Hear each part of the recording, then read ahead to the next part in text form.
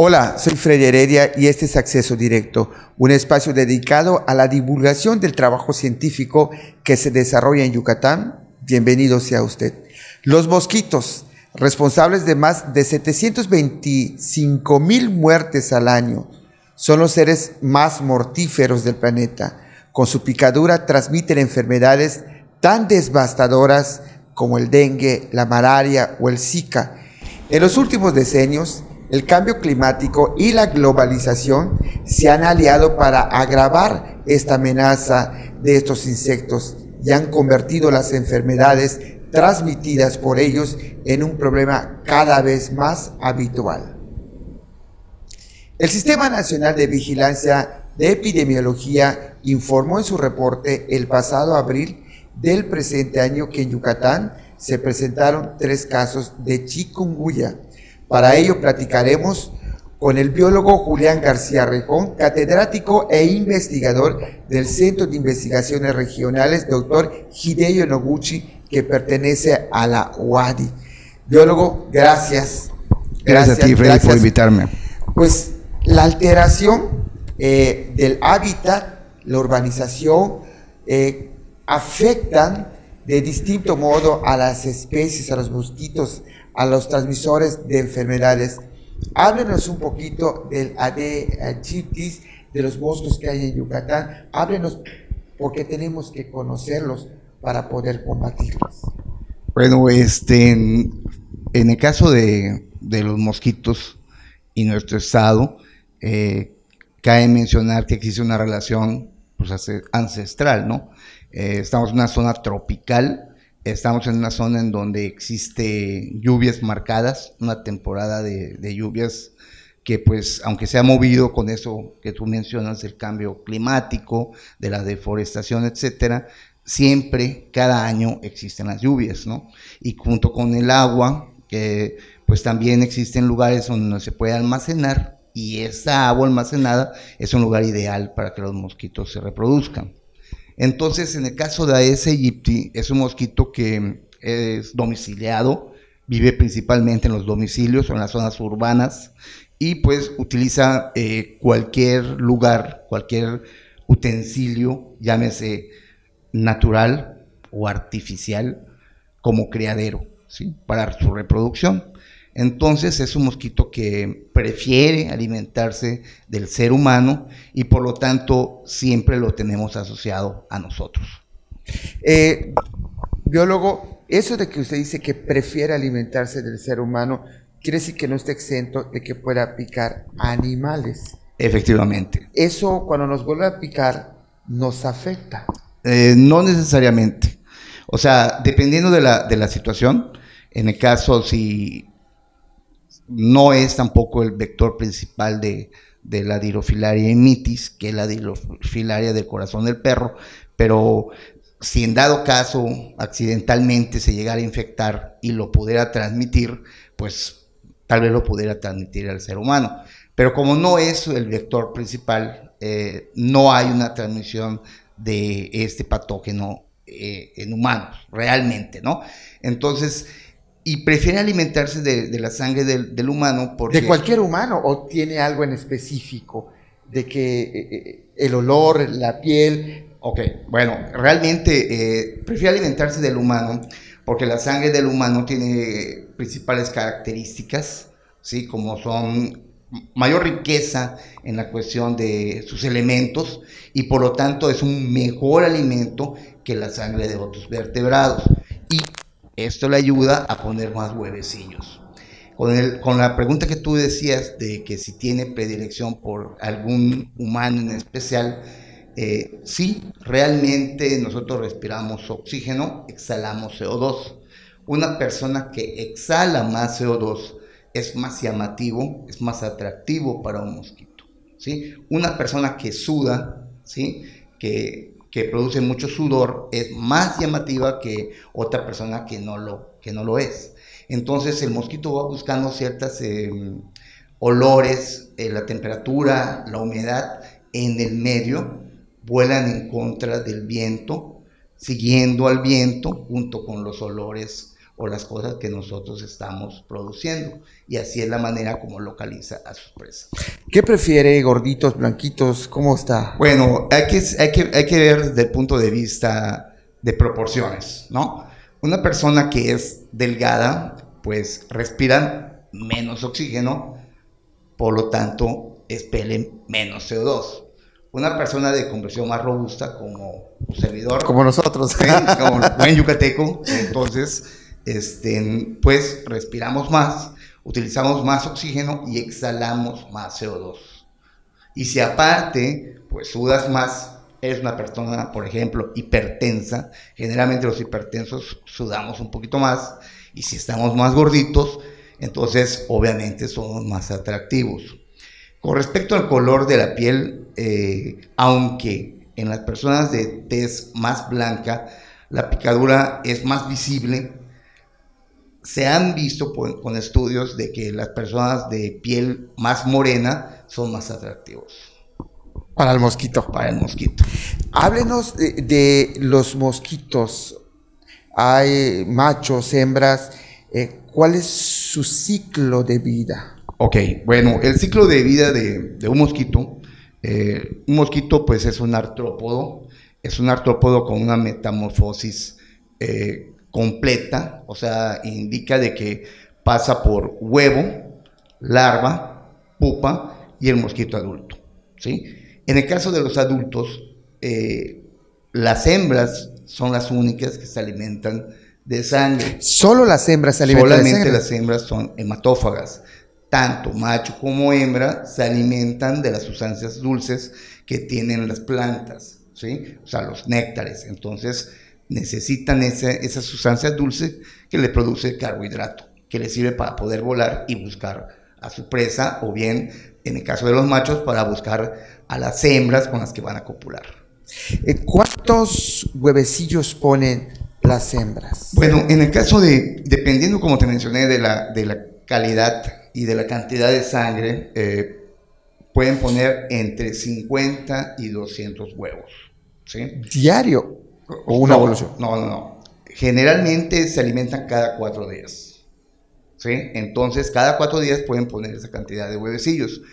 Aquí cabe mencionar, que en el caso de Aedes aegypti y algunas otras especies, es de que no ponen todos sus huevecillos en un solo recipiente, sino que lo distribuyen. O sea, para que todos o la mayoría tengan mayor probabilidad de vida, de vivir, ¿no? De supervivencia. Si, por ejemplo, tiramos un contenedor que tiene algunos huevecillos, existen otros tantos que también tienen. Nos vamos a un corte comercial y regresamos porque estamos aprendiendo a convivir con un enemigo mortífero que son los moscos. Regresamos.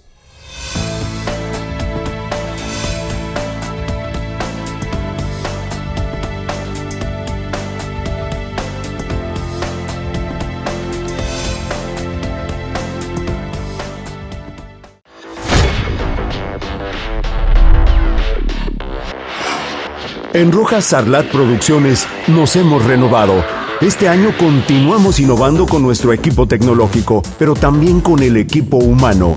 Ahora, además de nuestros servicios de producción de video, videomemorias, informes en video, documentales, circuitos cerrados para eventos, spots comerciales y videoclips musicales, así como la generación de grandes eventos.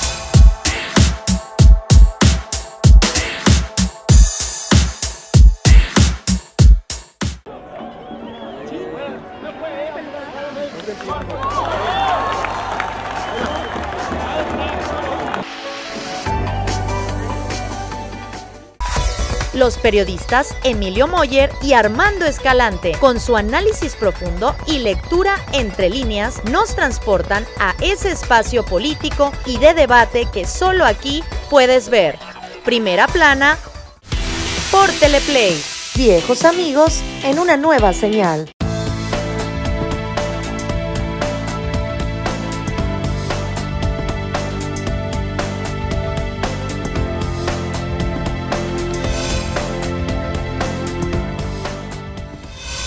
Gracias por regresar a su programa Acceso Directo y estamos platicando con el doctor Carlos Bach. Él es investigador del Centro Regional Hideo Noguchi y nos va a hablar acerca de los moscos. Gracias, doctor. Gracias por venir acá. ¿Cuál es la relación de los moscos con la iglesia y los cementerios? Bueno, ese trabajo lo realizamos porque ya se conoce el comportamiento del mosquito y que los casos de arbovirus se transmiten en casas, pero queríamos saber qué sucede en lugares como iglesias y cementerios donde hay gran afluencia de gente. Son lugares donde se reúne la gente, entonces queremos saber, los mosquitos se encuentran en todos los lugares, pero queremos cuantificar, para empezar, la población adulta, que es la que importa, la que transmite los virus, pero también conocer si ahí mismo se desarrollan. Entonces llevamos a cabo el trabajo en iglesias y en cementerio, que tiene sus particularidades. De hecho, ahorita vamos a platicar un poquito de eso. Trabajamos en 3 iglesias, en uno que está en el oriente de la ciudad, en el sur, y uno cerca del centro de la ciudad. Y el cementerio fue el cementerio general. Entonces, lo que hacíamos es registrar recipientes donde se desarrollan los mosquitos, y contabilizar el número de larvas y pupas que estuvieran desarrollándose. Capturamos mosquitos adultos. La idea era ir por Aedes aegypti, sin embargo encontramos 9 especies de mosquitos en iglesias y ¿Nuevas 6 especies? no nuevas, bueno, especies que no sabíamos que existían en las iglesias, porque normalmente están en las casas. ¿Qué especies son? De las más importantes o más abundantes, Aedes aegypti, Culex quinquefasciatus, Aedes tenorrhynchus, Culex coronator, Culex treambus, no recuerdo los nombres. O sea que hay más de 5 especies en las iglesias. Sí, 9 exactamente. 9 especies en las iglesias. En Yucatán tenemos 52. Entonces, y en la ciudad de Mérida tenemos aproximadamente 32 registrados. Entonces, 9 especies de las iglesias, pues es bastante. Por supuesto. ¿Y qué hace, qué condiciones hay en los cementerios y en las iglesias que hace que se reproduzcan 9 especies? Era algo de lo que queríamos saber. En iglesias no sabíamos que criaderos existían. Entonces, el más importante fue cubetas. Y después recipientes desechables, recipientes de plástico, bolsas de sabrita, o sea, lo que la gente tira normalmente. En los cementerios pues, prácticamente fue los floreros, que están allí. Entonces, cada ambiente tenía su criadero particular. ¿Cómo son los criaderos de las iglesias y el de los cementerios? Bueno, ahí típicamente las cubetas, que son recipientes que mantienen mucha cantidad de agua, entonces son criaderos perfectos para los mosquitos. Y lo interesante es que no te encuentras solamente Aedes aegypti, sino que conviven con otras especies de mosquitos. Entonces había allá interacciones de mosquitos. ¿Cuál es el comportamiento cuando existen lluvias y cuando hay secas?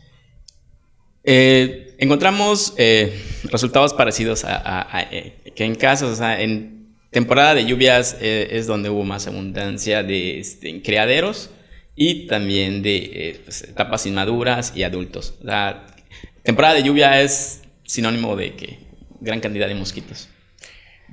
Tengo entendido que hasta en la ropa de los santos existen moscos. Sí, lo que es el área propiamente donde se toma hasta los bautizos, donde las pilas bautismales. Sí, pues hay flores, son lugares oscuros, la gente se sienta para escuchar misa, entonces hay un ambiente idóneo para los mosquitos. O sea, las personas mientras están escuchando misa están sentados quietos, entonces los mosquitos están alimentándose. Y eso lo corroboramos porque al colectar los mosquitos en el insectario checábamos cuántos mosquitos están alimentados, cuántos no están alimentados y cuántos ya están a punto de poner huevos. ¿Y cuántos están alimentados? En un año que fue el estudio, capturamos aproximadamente 1,600 mosquitos. Y en iglesias la mayoría, el 40%, bueno, el 40% estaban alimentados. Diferente a lo que ocurre en un cementerio, que el cementerio es un área abierta en donde la gente no está concentrada en un solo punto. Entonces ahí la cantidad de mosquitos sin alimentar fue mayor, pero lo interesante es que probablemente, y es lo que suponemos, que los mosquitos se desarrollan en los cementerios y vuelan hacia las casas cercanas. Eso es nuestra teoría que tenemos. ¿Y como cuánto se desplazan los mosquitos? Diferencia. Aproximadamente 100 metros. Aproximadamente 100 metros. Pero está a disponibilidad del hospedero. O sea, es decir, si en esos 100 metros no tienes ni el criadero ni el hospedero, pueden volar a más distancia. Que de hecho ese es otro punto importante en iglesias, porque ahí creemos que la población de mosquitos es propia de la iglesia. Porque tienen ahí el criadero, tienen las personas de quienes se alimenta, tienen el refugio. Viven cómodamente en las iglesias los mosquitos, ¿no? Podría ser. Pero me llamaba mucho la atención que en cualquier lugar donde hay depositarios de agua, incluso en las pilas bautismales igual. Sí, encontramos algunos, en algunas visitas, mosquitos en esos lugares. ¿Cómo los atraparon? Tenemos unos recipientes, unos instrumentos, pipetas. Entonces, se absorbe el agua y nos llevamos los mosquitos. Bueno, las larvas y las pupas. O sea, ¿hay alguna diferencia en comportamiento el mosquito de cementerio al mosquito de iglesia? Usted me decía que entre eso está la facilidad con la que cuenta el mosquito.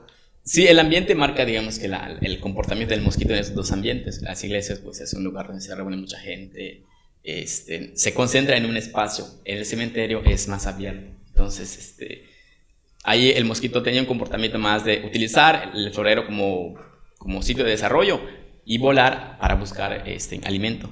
O sea, quiere decir que los fraccionamientos que están cerca de los cementerios es donde existe la posibilidad de los contagios. Exactamente. Y los cementerios sería un factor de riesgo para la transmisión de virus, ya que es fuente de desarrollo de mosquitos. Me imagino que los factores de riesgo pueden ser parques, pueden ser iglesias, pueden ser cementerios, entre otros. Terrenos baldíos.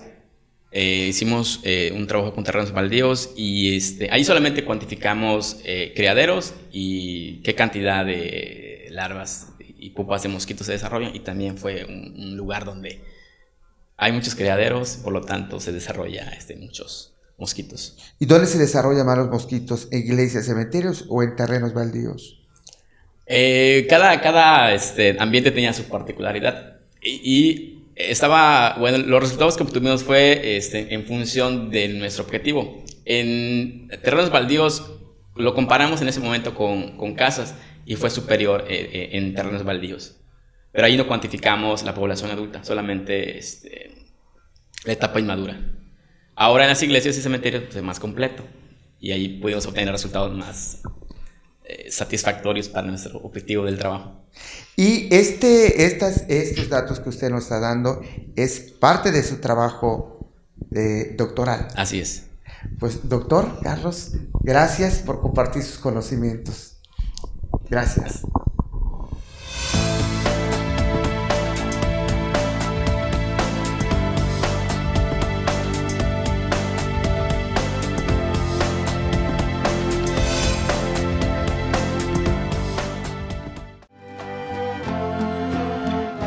Volveremos a querernos al comprender que la ausencia es un dolor, al renacer la ansiedad de nuestro amor. Volveremos a querernos. El Potro Cisneros nos presenta lo mejor de la música grupera en un programa que ha hecho historia. Gruperísimo. Por Teleplay. Viejos amigos en una nueva señal.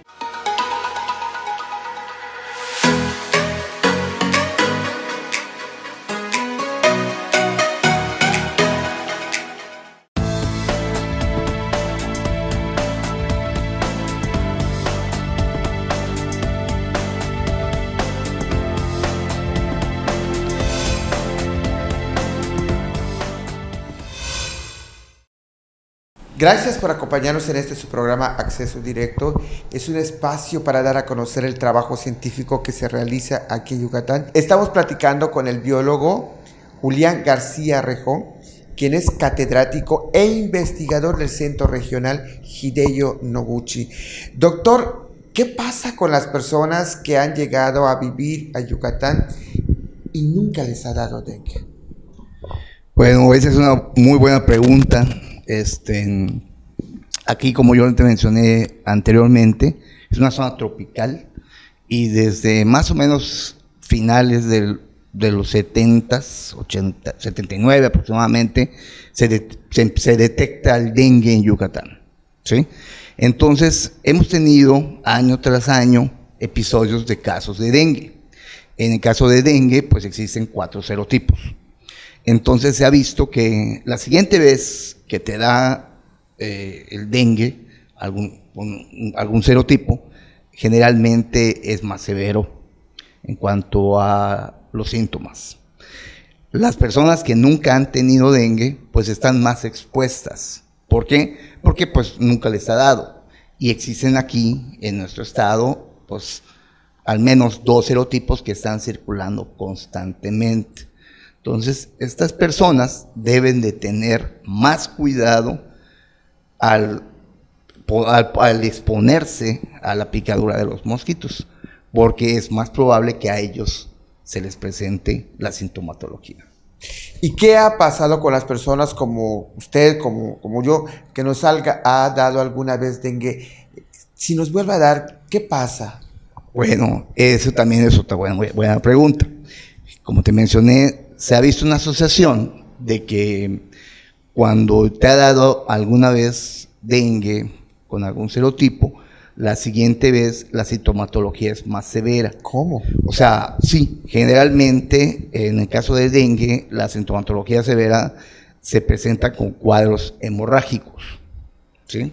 Entonces, si ya te dio alguna vez dengue, hay que mencionar que el dengue como sintomatología común y corriente, pues es fiebre, dolor de cuerpo, dolor articular, retroviral, etcétera. Eso es muy parecido a muchas otras enfermedades, ¿no? Hasta la misma gripa se puede parecer. Entonces tú puedes pensar que tienes dengue o te dio dengue, pero si no te hacen una prueba de laboratorio que te confirme eso, realmente es probable, no es contundente, no es una cuestión que sea 100% verídica, ¿no? Hasta que no te hagas la prueba. Entonces, como muchos hemos tenido esa sintomatología, pues muy probablemente pues hayamos presentado algún cuadro de dengue. Entonces, si nos exponemos a mosquitos que tengan otro serotipo diferente al que se nos pudo presentar, es muy probable que los síntomas ya no solamente sean el dolor de cuerpo, de articulaciones, etcétera, sino que podamos tener algún cuadro de tipo hemorrágico. Por eso es que tenemos que cuidarnos todavía aún más. A los que nos ha dado nos tenemos que cuidar mucho más. Mucho más. ¿Hay alguna vacuna? Mira, en el mercado existen vacunas, hay una vacuna que se probó, sin embargo hay ciertas restricciones de uso, no son para cualquier persona. ¿No? No, porque pues presenta una cierta reacción.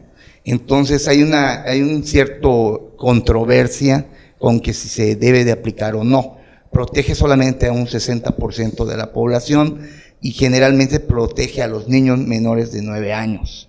Entonces, pues, por ejemplo, en nuestro caso, pues no habría la necesidad de utilizarla, porque pues a nosotros probablemente ya nos dio, ¿sí? Y sí podríamos tener una reacción en la cual tuviéramos como si tuviésemos una segunda reinfección y se nos podría complicar. Esa vacuna ya no o sea, sí se vende en algunos lugares, pero ya tiene ciertas restricciones en algunos países. Igual se está hablando de modificar la genética, el ADN de los moscos. ¿Eso resulta? Bueno, realmente hay muchas técnicas con cuestiones moleculares de la manipulación de los mosquitos. Hay la modificación haciendo machos estériles, ¿sí?, que se liberan y se pretende que copulen con las hembras silvestres, y pues obviamente al ser estériles pues no va a haber una producción de una siguiente generación de mosquitos. También igual hay otra modificación que se está haciendo en la cual los mosquitos son infectados con una bacteria que se llama la bacteria Wolbachia, ¿sí? La cual inhibe ciertas características tanto del virus dengue como también igual en el caso de los mosquitos, a la larga les produce su muerte, ¿sí? ¿Qué es lo gonotrófico? Se ha escuchado mucho esto, doctor. Bueno, en el caso de lo que es el ciclo gonotrófico, es el tiempo que tarda en que un mosquito se alimente, ¿sí? Procese su alimentación y ponga sus huevecillos. Ese es el ciclo gonotrófico. Generalmente, cuando hay temperaturas altas, el ciclo gonotrófico es más corto. Cuando la temperatura desciende, es más largo. O sea, su metabolismo se hace más lento. O sea, en esta época de lluvias, ¿qué nos espera? En esa época de lluvias se espera que el ciclo gonotrófico, en el caso de Aedes aegypti, más o menos sea de entre 3 y 4 días. O sea, cada 4 días el mosquito va a alimentarse y va a poner después a los 4 días huevos y posteriormente va a buscar otra nueva alimentación. O sea que se cae que esto sea exponencialmente peligroso. O sea, realmente, mira, en el caso de un mosquito hembra, puede vivir aproximadamente 2 meses. Si tú sacas tu cuenta de que cada 4 días se puede alimentar, tú puedes ver de cuántas personas se puede alimentar, ¿sí? Y si en alguna de esas se alimenta de una persona que tiene virus dengue, chikungunya o Zika, las siguientes veces, después de un tiempo de incubación de aproximadamente 10 días, va a ser capaz de infectar a esas personas. Una persona o un mosco puede tener varios tipos de virus. Mira, potencialmente sí, o sea, realmente lo puede tener, pero se han hecho estudios en donde el primer virus del cual se infectó es el que va a tener la mayor potencialidad de transmisión, porque va a tener más tiempo de replicación y va a ocupar todos los lugares posibles en las glándulas salivales del mosquito. La malaria. La malaria es una enfermedad producida por un plasmodio. En ese caso existen 3 al menos, y en el caso de nosotros, afortunadamente no tenemos el plasmodio que produce afectaciones más severas, ¿sí? La malaria es también conocida como paludismo, ¿sí? Esto la transmite el mosquito Anófeles, ¿sí? Y entonces, en Yucatán es un estado en el cual no se reportan casos de malaria, ¿sí?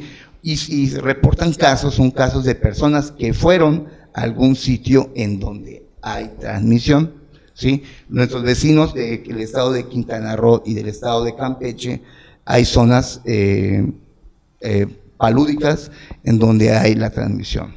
¿La fiebre amarilla? La fiebre amarilla, afortunadamente en México no la tenemos.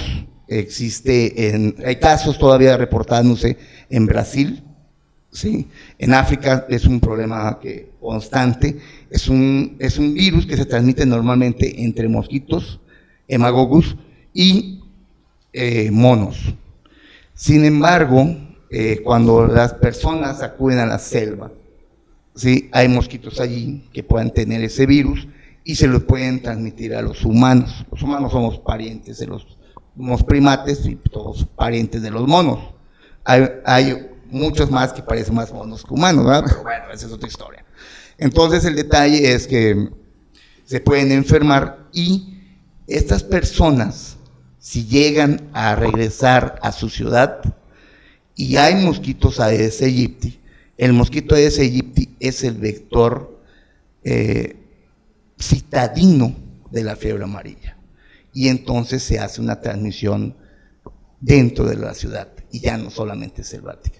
Por eso es de que hay una alerta epidemiológica con la fiebre amarilla, porque si se llegara a presentar un caso de una persona que llegase, por ejemplo acá a Mérida, pues tenemos Aedes aegypti. Y si esta persona está cursando con la viremia en su sangre, con el virus, y algún mosquito se alimenta de él, pues ese mosquito se va a infectar.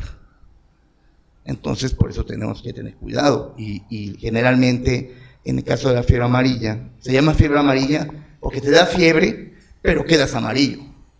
Y no quedas como los Simpsons, que solamente es un color, sino que es porque hay un daño muy severo al hígado, ¿sí? Entonces te vuelves ictérico. Y generalmente conduce a la muerte. Pues gracias, doctor, gracias por regalarnos sus conocimientos y gracias a ustedes por acompañarnos en este espacio Acceso Directo. Muchas gracias, Freddy.